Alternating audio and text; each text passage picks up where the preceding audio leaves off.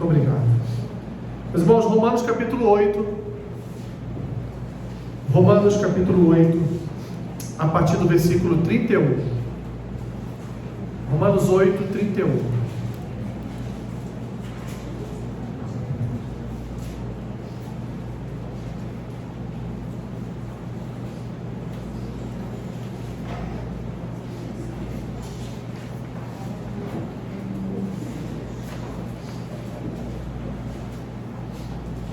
Romanos 8, 31. Amém? O título é As Provas e a Certeza do Amor de Deus. Disse assim Paulo aos Romanos: Que diremos, pois, à vista destas coisas? Se Deus é por nós, quem será contra nós? Aquele que não poupou o seu próprio filho, antes, por todos nós, o entregou. Porventura não nos dará graciosamente com ele todas as coisas? Quem tentará acusação contra os eleitos de Deus? É Deus quem os justifica. Quem os condenará? É Cristo Jesus que morreu? Ou antes, quem ressuscitou, o qual está à direita de Deus e também intercede por nós? Quem nos separará do amor de Cristo? Será tribulação? Ou angústia? Ou perseguição, ou fome, ou nudez, ou perigo, ou espada. Como está escrito: por amor de ti somos entregues à morte o dia todo, fomos considerados como ovelhas para o matadouro. Em todas as coisas, porém, somos mais que vencedores por meio daquele que nos amou. Vamos ler juntos agora, 38 e 39?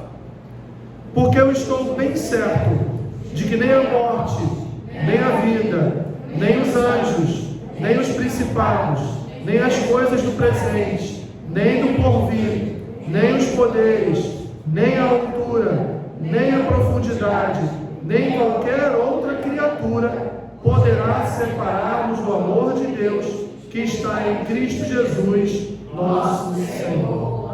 Amém. Obrigado, Pai, por esta porção da Tua Palavra. Fala nesta noite ao coração do Teu povo, em nome de Jesus. Amém.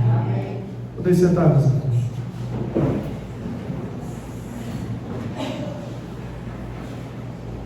Meus irmãos, nós vivemos uma grande história de amor. Mas não é com o seu cônjuge, não, e nem também com o seu futuro cônjuge. Muito menos se trata de um amor maternal, de um amor paternal ou de um amor fraternal. Mas sim, meus irmãos, a maior história de amor que a humanidade poderia participar e ser alcançada, que é o que nós podemos chamar de um extraordinário amor de Deus. E por que, meus irmãos, que esta é a maior história de amor que você participa e também ouve falar? Porque é o amor de uma pessoa tida como inimiga, que entrega à morte o seu próprio filho por seus adversários. Ou seja, para nós que éramos inimigos do Senhor, para nós que éramos adversários de Deus, para nós que odiávamos o só se referir a Deus, o só falar de Deus, o só citar o nome de Jesus, e aqui eu já trago a memória aqui quantas vezes eu, sem entender, blasfemei contra o nome do Senhor. Quantas vezes, sem entender, eu até disse que não existia um tal Deus. Quantas vezes, não sei se você passou por isso, mas eu passei. Mas o Evangelho, meus irmãos, o Evangelho, ele é um escândalo não para nós, o Evangelho é um escândalo para o mundo, porque o mundo não consegue entender como Deus pode amar tanto a todos nós, ao ponto de entregar o seu próprio filho. E como já disse aqui algumas vezes, eu jamais entregaria o meu filho por causa de vocês, e vocês nem são meus inimigos, e eu nem sou inimigo de vocês, como você também não entregaria o seu filho por mim.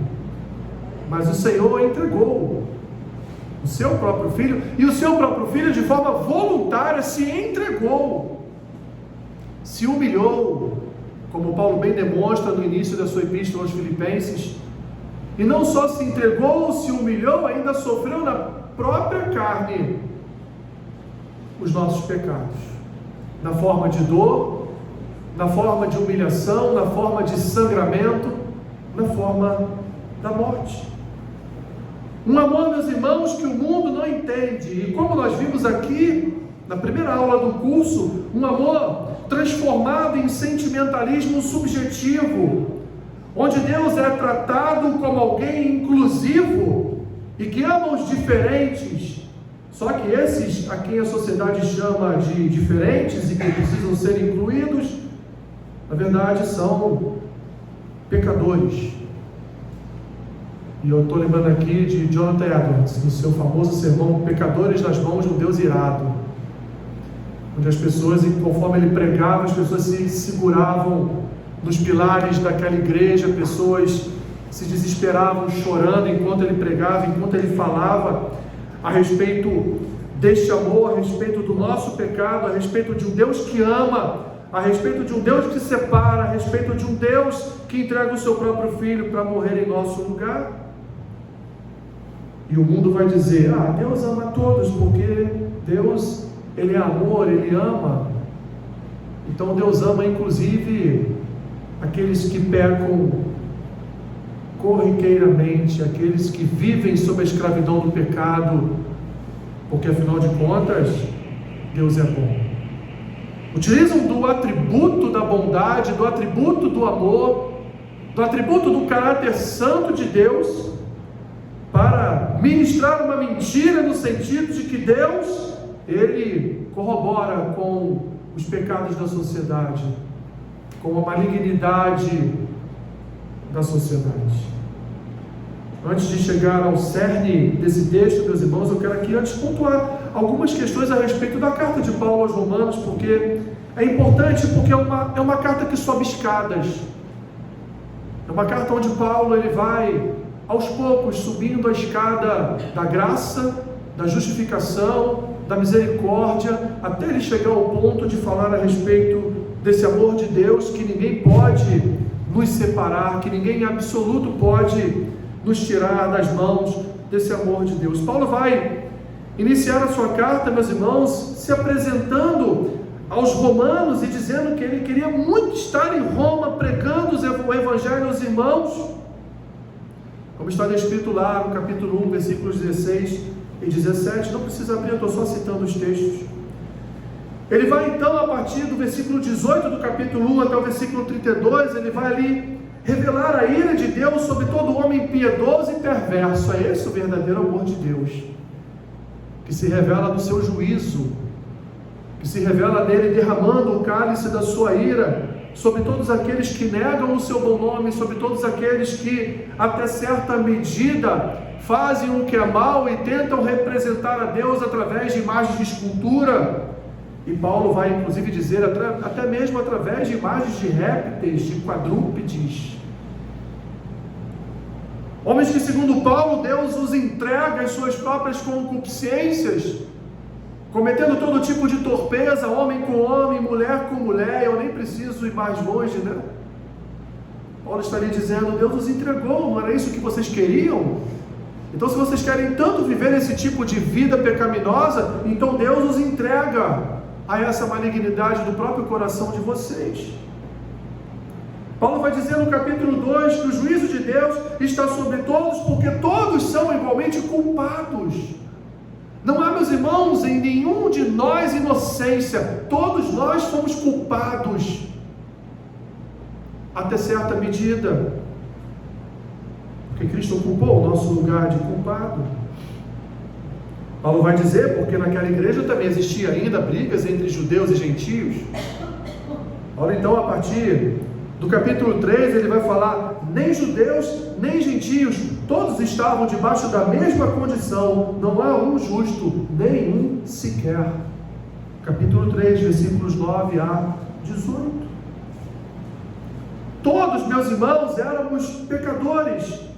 Qual então a saída? Paulo continua, capítulo 3, versículos 22 a 26. A saída é sermos justificados por Deus. Não havia outra saída. Como? Mediante a fé em Jesus Cristo. Porque todos pecaram e, portanto, todos carecem da glória de Deus. Todos precisavam passar pelo processo da justificação. Todos precisavam passar pela salvação oriunda da morte de Cristo na cruz. O resultado dessa justificação, então, Paulo vai revelar no capítulo 5. Paulo apresenta um homem salvo. Paulo apresenta um homem justo que só foi justificado porque Cristo o justificou. E assim Paulo vai subindo a sua escadinha, e agora então justificados e livres do pecado pela graça, não por mérito, não por vontade própria, mas livres, meus irmãos, do pecado pela graça, já não há mais nenhuma condenação para aqueles que estão em Cristo Jesus. Esse texto todos conhecem, né? Mas olha, meus irmãos, todo o percurso até chegar nesta famosa frase de Paulo: não há mais nenhuma condenação para os que estão em Cristo Jesus, capítulo 8, versículos 1 e 2. Mas não foi só isso, meus irmãos. Paulo não para por aí, ele sobe mais um degrau, e no próprio capítulo 8, Paulo vai dizer que nós fomos feitos co-herdeiros da herança em Cristo, nós somos filhos, somos adotados. E eu quero aqui lembrar os irmãos que juridicamente todo adotado tem o mesmo direito do legítimo, do filho legítimo. Não há diferenças entre legítimos e adotados. Os direitos são os mesmos. Portanto, temos os mesmos direitos como filhos adotados, mas também legítimos. Então Paulo, na metade do capítulo 8, ele vai falar a respeito de uma intercessão, que é a intercessão do Espírito por nossas vidas. Que ele, o Espírito Santo, ele nos assiste na nossa fraqueza, porque nós não sabemos como orar, nós não sabemos orar como convém. E Paulo vai dizer, meus irmãos, mas não fique com seu coração atribulado por isso. Por quê? Porque o mesmo Espírito intercede por nós sobremaneira, com gemidos inexprimíveis. Meus irmãos, enquanto dobrávamos os nossos joelhos aqui e orávamos, o Espírito estava orando junto com a igreja e estava expressando diante de Deus os seus gemidos inexprimíveis. Mas nós nos esquecemos disso. A nossa memória é curta. A gente se esquece quando nós dobramos os nossos joelhos de um lado para orar. O Espírito dobra o seu do outro e está ali intercedendo junto com a gente. É Paulo que está dizendo. Ele vai mais além, aquele que sonda os corações, sabe qual é a mente do Espírito, porque segundo a vontade de Deus é que Ele intercede pelos santos. Somos guiados então pelo Espírito Santo de Deus, somos chamados de filhos de Deus, e Paulo vai dizer em Romanos 8,14: pois todos os que são guiados pelo Espírito são filhos de Deus.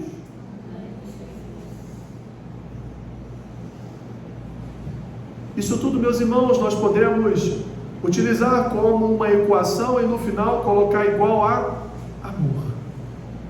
Tudo isso só aconteceu por causa do amor de Deus. Nós éramos, como os romanos descritos lá em Romanos capítulo 1, a partir do versículo 18, nós éramos tão sujos quanto eles.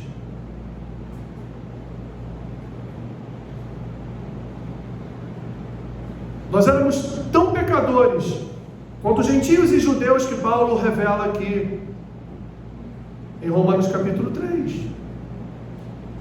E por causa da justificação mediante a fé em Cristo, houve uma transformação sendo operada em nosso coração pelo poder do Espírito Santo, ao ponto de nos fazer o quê? Justos, porque Ele, o Santo, nos justificou. Ao ponto de Deus olhar para cada um de nós e nos chamar de filhos. A herança de Cristo é a herança dos meus filhos. Mas Deus vai mais além. E Paulo fala deste além. E que nós não estaríamos aqui sozinhos, porque Jesus já havia em João 17 rogado ao Pai que enviasse o seu Espírito. e com seu Espírito tabernaculando, outra expressão paulina, tabernaculando em nós, nós somos guiados em nossas orações, somos guiados em nossas palavras, somos guiados em nossos pensamentos, somos guiados em nossas emoções, somos guiados em tudo na nossa vida pelo Espírito Santo de Deus. O nome disso? Amor. Amor. Imagine, meus irmãos, que não há uma só religião no mundo onde o Deus dessa religião habita no coração do seu servo, e que ele chama o seu servo de filho. Não há nenhuma outra. Existem religiões onde pessoas são tomadas por certo tempo e depois nem lembram do que aconteceu. Mas nós somos tomados pelo Espírito Santo de Deus. E além de lembrar o que está acontecendo nesse momento, Ele ainda nos dá outras coisas para nos lembrarmos da nossa infância, ou já nos dá coisas para sabermos antecipadamente, segundo o dom que Ele ministra em nós. O nome disso? Amor. Meus irmãos, não seria por conta desta filiação que evidentemente estaremos livres dos sofrimentos deste mundo. Mas esses sofrimentos, além de serem sofrimentos passageiros, não são maiores do que a glória da eternidade com Deus, sendo essa a maior esperança do cristão. Paulo diz isso em Romanos 8, versículo 18. Esperança essa, meus irmãos, alimentada todos os dias pela assistência do Espírito Santo, que em tudo guia as nossas vidas, inclusive intercedendo por nós, repito, com gemidos inexprimíveis. 8:26. Paulo então vai terminar no capítulo 8 essa grande primeira parte da sua carta. É isso mesmo. Ele vai terminar no capítulo 8 grande parte, a metade praticamente da sua carta. Ele encerra no capítulo 8 e ele poderia parar por aqui, mas depois, a partir do capítulo 9, ele vai meio que escrever para um determinado povo, para os judeus. Vai se direcionar mais especificamente para os judeus. Mas até o capítulo 8 ele praticamente escreve para todos, e agora ele vai fechar o capítulo 8 dizendo para aqueles em Roma o seguinte: olha, tudo isso aconteceu por uma só coisa, aquilo que nós conhecemos como o amor de Deus. Vocês são filhos por causa do amor de Deus, vocês foram justificados por causa do amor de Deus. Deus tirou vocês daquela podridão de Romanos 1, a partir do versículo 18, por causa do amor de Deus. Vocês creram mediante a fé, recebendo a graça de Cristo por causa do amor de Deus. Vocês são co-herdeiros com Cristo por causa do amor de Deus. O Espírito Santo se move em vocês por causa do amor de Deus. O Espírito Santo se move guiando os passos de vocês, inclusive intercedendo com gemidos inexprimíveis por cada um de vocês por causa do amor de Deus. Então Paulo vai terminar essa primeira metade da sua carta e ele vai terminar fazendo o quê? Perguntas. Ele vai terminar levando os romanos a pensarem em tudo o que ele já disse até agora, fazendo perguntas. Paulo, maravilhado com a obra operada pela graça na vida do homem, ele faz, meus irmãos, 7 perguntas em todo esse texto, do 31 ao 39. Paulo faz 7 perguntas. No versículo 31, ele já faz 2 perguntas. E na primeira, no versículo 31, a primeira pergunta que ele faz é: diante de tudo o que nós vimos, que diremos, pois, à vista destas coisas? Paulo está maravilhado com tudo que ele mesmo falou. Sabe quando você faz um trabalho, você vai estudando e vai fazendo trabalho, vai estudando e vai fazendo trabalho, vai estudando e fazendo... Quando chega no final daquele trabalho, você agora eu vou ler. Quando você lê o trabalho todinho, você fala: caramba, arrebentei. Que é isso que eu fiz? Nunca fiz um trabalho tão bom. Paulo, quando parou aqui e leu tudo que ele escreveu, ele falou: Jesus, o que é que o Senhor me deu para escrever? o que eu vou dizer mais diante de tudo que eu já falei para vocês?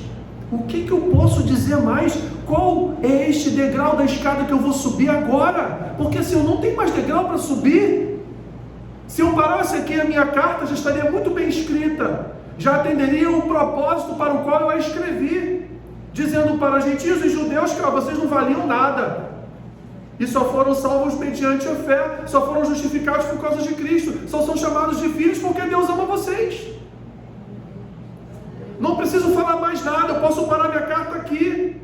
E Paulo então olha para tudo que ele escreveu e pensa: o que eu direi mais a respeito de tudo isso? Paulo, meus irmãos, nos remete a levar em conta a maravilhosa graça de Jesus Cristo, tão maravilhosa que nós não temos palavras para expressar tantas dádivas concedidas a nós todos os dias.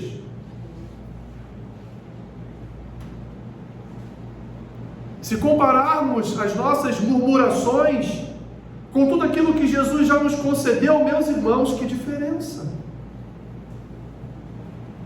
Paulo está atônito com a graça do Senhor. Ele não sabe mais o que falar diante de tudo que ele já revelou aqui aos romanos. Mas há uma segunda pergunta no versículo 31. Ele diz: à vista disso tudo, que diremos? À vista destas coisas? E ele diz: se Deus é por nós, quem será contra nós?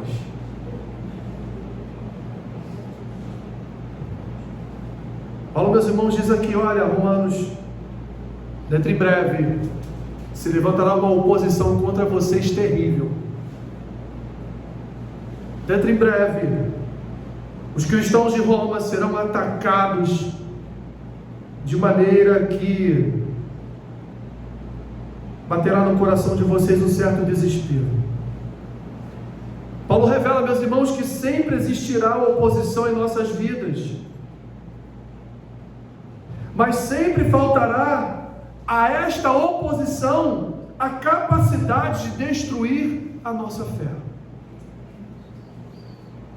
Porque aqueles que retrocedem diante das tribulações é porque de fato nunca tiveram com Cristo.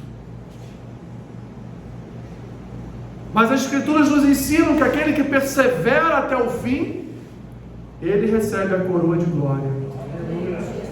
Aquele que persevera até o fim, confiando na graça e no amor de Deus, esse verdadeiramente evidencia que Cristo o acolheu na sua videira.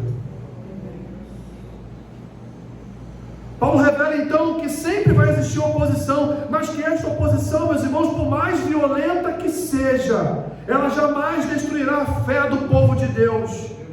Porque, meus irmãos, com Deus ao nosso lado, a nossa sobrevivência está assegurada. E eu não estou falando de sobrevivência física, estou falando de sobrevivência espiritual.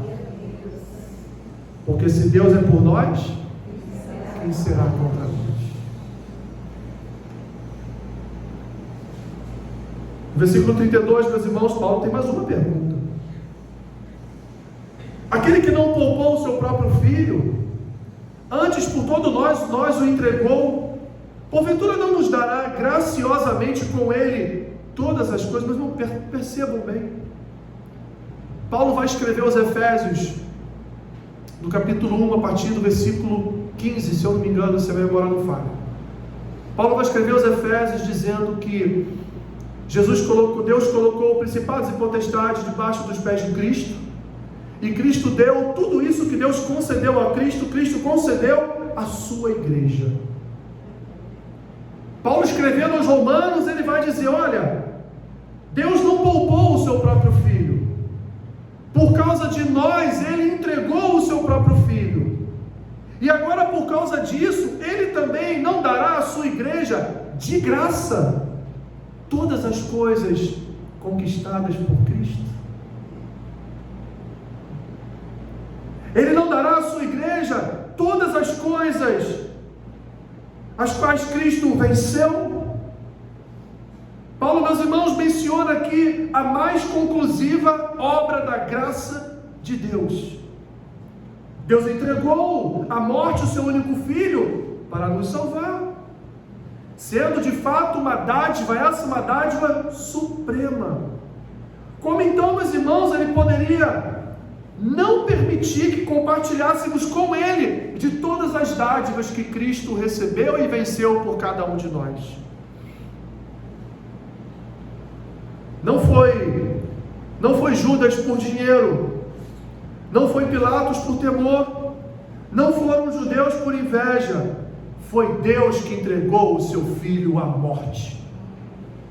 Vou repetir, não foi Judas, não foi Pilatos, não foram os judeus, foi o próprio Senhor que entregou o seu Filho à morte. Ele mesmo entregou o seu Filho à agonia e vergonha do Calvário. Sabe por quê? Porque Ele te ama.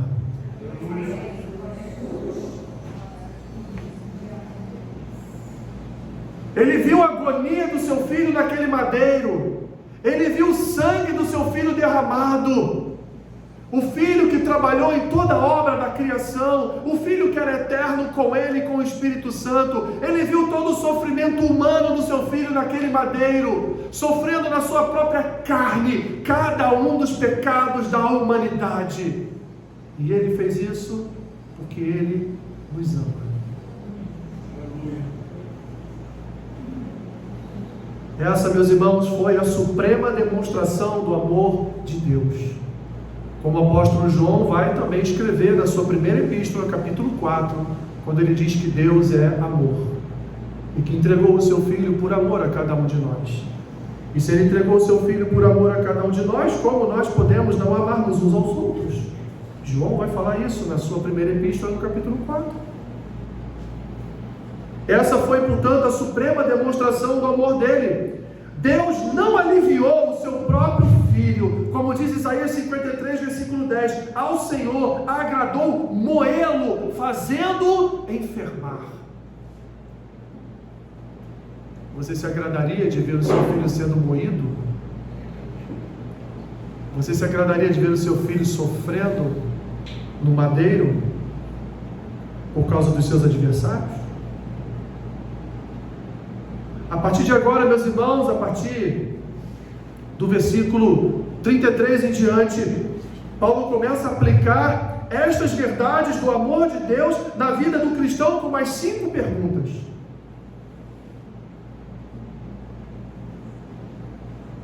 E ele então, no versículo 33, ele diz: quem intentará acusação contra os eleitos de Deus? Porque é Deus quem justifica. Paulo apresenta aqui, meus irmãos, a ideia de um tribunal, onde nós, os filhos de Deus, sofremos acusação.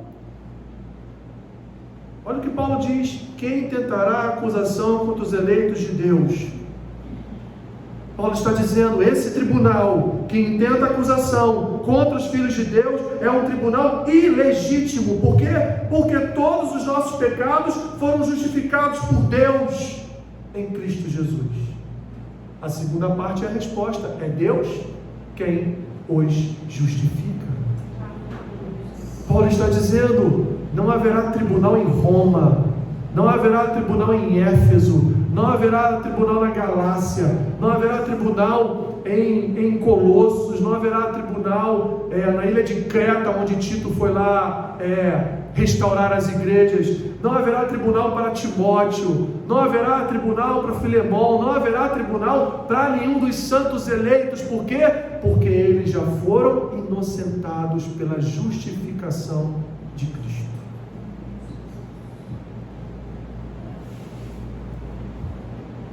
Já fomos declarados, meus irmãos, inocentes.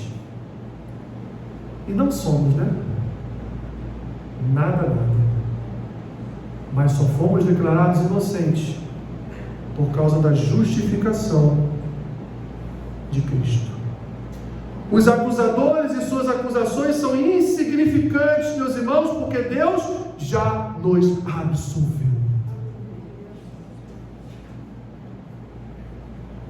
Versículo 34. Paulo continua a perguntar. No 33, quem tentará acusação contra os eleitos de Deus? É Deus que os justifica. E no 34, quem então os condenará? Quem condenará os filhos de Deus?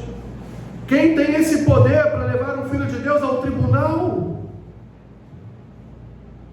É Cristo Jesus, quem morreu, ou antes quem ressuscitou, o qual está à direita de Deus e também intercede por cada um de nós. A condenação, meus irmãos, que nós merecíamos, ela foi imputada ao inocente, que tomou o nosso lugar, suportando sobre si o nosso pecado, vencendo a morte, e hoje está vivo e assentado à destra de Deus, intercedendo por cada um de nós. É uma pergunta, meus irmãos, que expressa segurança. Quem pode condenar um eleito? E Paulo pergunta isso por quê? Porque Satanás não tem poder e autoridade para condenar um filho de Deus, para julgar um filho de Deus, porque nós já fomos absolvidos por Deus através de Jesus. Como um sumo sacerdote que intercede por nós. E meus irmãos, só que em Hebreus 7:25 há referência sobre sua intercessão por nós. Jesus nos cobre com suas orações. Jesus nos cobre com a sua intercessão diante de Deus. Jesus é o melhor advogado que nós podemos ter. Ele é o dono de todo direito. Todo direito. Então, meus irmãos, do versículo 35 ao 37, Paulo então vai terminando as suas perguntas e dizendo para o povo romano: diante de tudo que vocês viram até agora, eu faço a vocês uma pergunta: quem nos separará do amor de Cristo? Quem? E Paulo então faz uma lista de coisas muito boas, né, que podem nos separar do amor de Cristo. Uma lista de coisas cruéis: tribulação, angústia, perseguição, fome, nudez, perigo, espada. Essas coisas ruins do mundo podem nos separar do amor de Deus? E aí ele vai se utilizar de um salmo, o Salmo 44, versículo 22, que diz assim: por amor de ti, somos entregues à morte o dia todo, fomos considerados como ovelhas para o matadouro. Jesus já havia dito isso para os seus discípulos lá, por intermédio do Evangelho de João. O mundo os odiará, o mundo não suportará que vocês sejam meus representantes. O só referir o meu nome já será motivo para vocês serem perseguidos. Mas olha, nada separará cada um de vocês do meu amor. Então aquela pessoa, quando está passando por uma tribulação, ela vai orar e fala assim com o Senhor: ah, Senhor, o Senhor me abandonou, o Senhor não me ama, está difícil, está complicado, não estou achando saída. Aí começa a pôr em dúvida: será que o Senhor me ama mesmo? É bom ler Paulo, né? Porque Paulo diz aqui: tribulação, angústia, perseguição, fome, nudez, espada, perigo, nada disso nos separará do amor de Deus. Em todas estas coisas, porém, somos mais que vencedores por meio daquele que nos amou. Meus irmãos, o sofrimento não separa os cristãos do amor de Cristo. O povo de Deus sempre passou por sofrimentos. Pois como diz o salmista no Salmo 44, sempre fomos entregues ao sofrimento. E o salmista vai longe, todos os dias. E aí qual a palavra dita pelo próprio Senhor Jesus que combina com o que o salmista disse no Salmo 44, versículo 22? Somos entregues à morte o dia todo. Hein? Não lembra o que Jesus falou no Sermão do Monte?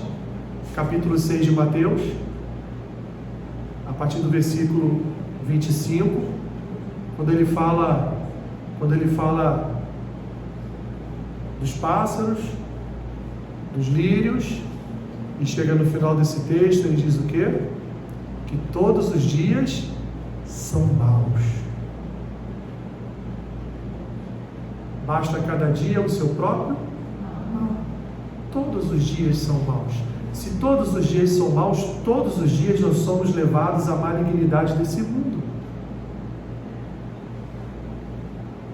Todos os dias nós sofremos alguma coisa. Todos os dias acontece algo que nos aborrece. Todos os dias vemos notícias que podem causar tribulação ao nosso coração, né? O pessoal agora está preocupado com gasolina. Anda a pé, ué. O presidente não disse? Anda a pé. Ué, precisa de carro para quê? Ué, vai faltar para nós, para eles não. Vamos andar a pé. Eu vim lá do centro de Nova Iguaçu para cá, todo domingo. Peregrinando, né? Pô, bicicleta, né? Boa ideia. Tem um bom tempo que eu não ando, só não posso cair no meio do caminho, né? Todos os dias, meus irmãos, somos entregues como ovelhas ao matadouro, e ainda assim, sempre recebendo o cuidado amoroso de Cristo. Nós podemos falar como Paulo falou: tudo posso naquele que me fortalece. Eu vou sofrer, mas eu posso permanecer fiel ao meu Deus, porque eu tudo posso naquele que me fortalece. Eu quero terminar, mas eu não quero terminar sozinho. Quero terminar junto com vocês, lendo os versículos 38 e 39, que foram os versículos que nós fizemos a leitura juntos, enquanto eu lia. Versículos 38 e 39. Paulo então vai terminar a primeira parte do livro aos Romanos com uma certeza. Meus queridos irmãos e irmãs de Roma, vocês podem vir a passar qualquer tipo de perseguição. Vocês podem ser confrontados em sua fé por qualquer tipo de pessoa, inclusive pelo imperador. Vocês podem ser jogados dentro de um coliseu romano por um imperador no futuro. Vocês podem ser colocados como tochas humanas nas praças públicas. Vocês podem passar qualquer tipo de perseguição. Podem ser chamados de canibais, de bebedores de sangue de criança, porque vocês praticam a Santa Ceia. Vocês podem ser chamados e podem ser confrontados e podem ser perseguidos por qualquer tipo de perseguição e tribulação. Mas eu estou bem certo, meus irmãos, bem certo, diante desses 8 primeiros capítulos desta carta que eu estou escrevendo para vocês, eu estou bem certo. Vamos juntos? Porque eu estou bem certo de que nem a morte, nem a vida, nem os anjos, nem os principados, nem as coisas do presente, nem do porvir, nem os poderes, nem a altura, nem a profundidade, nem qualquer outra criatura poderá separar-nos do amor de Deus que está em Cristo Jesus, nosso Senhor. Meu irmão e minha irmã, quer um conselho pastoral? Grave esses 2 versículos na sua memória. Todas as vezes que a tribulação vier, a tua resposta é: porque eu estou bem certo. E aí, de que nada me separará do amor de Deus que está em Cristo Jesus, nosso Senhor. Nada. Nada. Meus irmãos, o maior objeto do amor de Deus é a cruz. O mais paradoxo que seja, porque é um sinal de sofrimento, é um objeto de escárnio, de humilhação, mas é o maior objeto que corresponde ao amor de Deus é a cruz. Por quê? Porque o nosso Senhor só ocupou aquele lugar porque Ele nos amou. O apóstolo João vai dizer, lá no capítulo 4 da sua primeira epístola, que o verdadeiro amor lança fora o medo. O amor de Deus lança fora todo o medo, porque o amor de Deus, meus irmãos, nos transmite segurança. E sabe por que o amor de Deus nos transmite segurança? Porque nem a morte, nem a vida, nem os anjos, nem os principados, nem as coisas do presente, nem do porvir, nem os poderes, nem a altura, nem a profundidade, nem qualquer outra criatura poderá nos separar do amor de Deus que está em Cristo Jesus, nosso Senhor. Que a maior segurança que essa, de um Senhor, um Deus que criou todas as coisas, que sustenta todas as coisas com sua destra de poder, e nos ama, e nos ama, e nos ama, mesmo sem merecermos. Ele nos ama, nos ama, nos ama, mesmo de vez em quando querendo fugir dele. Ele nos ama, nos ama, nos ama, mesmo às vezes não querendo fazer o que ele manda. Ele nos ama, nos ama, nos ama, mesmo de vez em quando tropeçando em alguma pedra no meio do caminho. Ele nos ama, nos ama e nos ama. Nada pode nos separar do amor de Deus que está em Cristo Jesus, nosso Senhor. Esse é o amor do nosso Deus, meus irmãos. Saia daqui nesta noite com esta certeza: a sua tribulação nunca te afastará do amor de Deus. O seu problema jamais te afastará do amor de Deus. As suas limitações jamais te afastarão do amor de Deus. A sua família jamais te afastará do amor de Deus. Aquele seu chefe lá chato jamais vai te afastar do amor de Deus. Qualquer tipo de perseguição não vai te afastar do amor de Deus. Essa é a nossa segurança. Sabemos que aconteça o que acontecer, nada nos separa do amor de Deus que está em Cristo Jesus, nosso Senhor. Obrigado, Senhor, pelo teu amor incomparável, inigualável, um amor eterno, um amor que não tem início nem fim, por isso ele é eterno. Obrigado, Senhor, por nos amar antes do mundo ser fundado, e pelo seu amor fomos salvos, mediante a fé, pela graça, sendo justificados por Cristo Jesus. Obrigado, Senhor, porque sairemos daqui nesta noite com a certeza que de fato, Pai, nada nos separará do teu amor. Nada. Nem mesmo, Senhor, às vezes, as nossas negligências espirituais.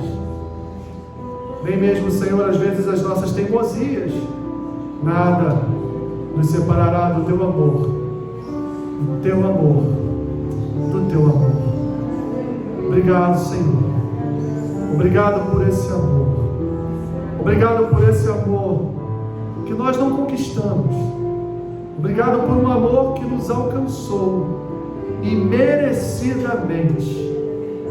E aqui estamos nós, alcançados, guardados, protegidos, amados, como um pai e uma mãe não podem nos amar, porque o teu amor excede até mesmo todo o nosso entendimento.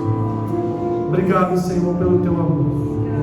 Assim nós te agradecemos e fazemos isso em nome daquele que é símbolo do amor do Pai, seu Filho unigênito, Jesus Cristo, que vive e que reina